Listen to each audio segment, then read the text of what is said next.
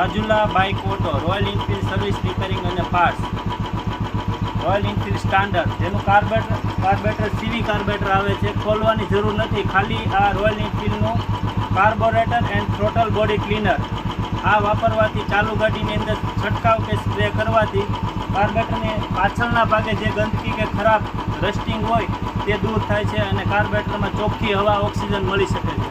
તો તમે જોઈ શકો છો કઈ રીતે આને કરવાનું. ચાલુ ગાડી રાખી RPM 2000 આજુબાજુ રાખી અને પાછળથી છંટકાવ કરવાનો છે.